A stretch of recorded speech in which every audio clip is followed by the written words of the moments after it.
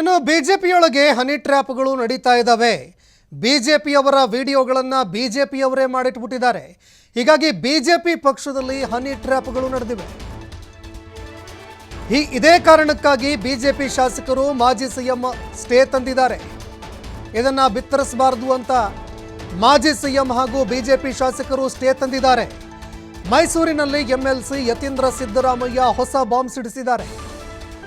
ಇನ್ನು honey trap ಬಗ್ಗೆ ಮಾತನಾಡೋದಕ್ಕೆ ಬಿಜೆಪಿಯವರಿಗೆ ಏನು ಹಕ್ಕಿದೆ ಅಂತ ಅವರು ಪ್ರಶ್ನೆ ಮಾಡಿದ್ದಾರೆ. ನಮ್ಮ ಪಕ್ಷದವರು ಇಂಥವರೇ ಮಾಡಿಸಿದ್ದಾರೆ ಅಂತ ಎಲ್ಲೂ ಕೂಡ ಹೇಳಿಲ್ಲ. ಬಿಜೆಪಿ ಪಕ್ಷದ 17 ಶಾಸಕರು ಇಂಜೆಕ್ಷನ್ ಆರ್ಡರ್ ತಂದಿದ್ದಾರೆ.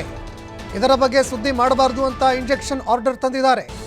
ಆಗ ಯಾರು ಹನಿ ಟ್ರ್ಯಾಪ್ ಮಾಡಿದ್ದು ಅಂತ ಯತೀಂದ್ರ ಸಿದ್ದರಾಮಯ್ಯ ಅವರು ಪ್ರಶ್ನೆ ಮಾಡಿದ್ದಾರೆ. ನಮ್ಮ ಪಕ್ಷದ ಬಗ್ಗೆ ಮಾತನಾಡೋದಕ್ಕೆ ಬಿಜೆಪಿಯವರಿಗೆ ನೈತಿಕ ಹಕ್ಕಿಲ್ಲ ಅಂತ ಕಿಡಿಕಾರಿದ್ದಾರೆ.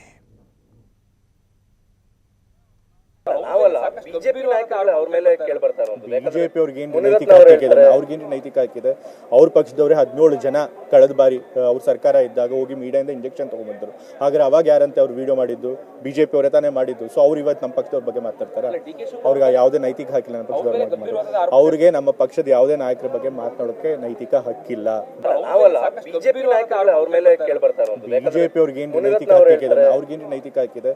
ಅವ್ರ ಪಕ್ಷದವರೇ 17 ಜನ ಕಳೆದ ಬಾರಿ ಅವ್ರ ಸರ್ಕಾರ ಇದ್ದಾಗ ಹೋಗಿ ಮೀಡಿಯಾದಿಂದ ಇಂಜೆಕ್ಷನ್ ತಗೊಂಡ್ಬಂದ್ರು. ಹಾಗಾದ್ರೆ ಅವಾಗ ಯಾರಂತೆ ಅವ್ರು ವಿಡಿಯೋ ಮಾಡಿದ್ದು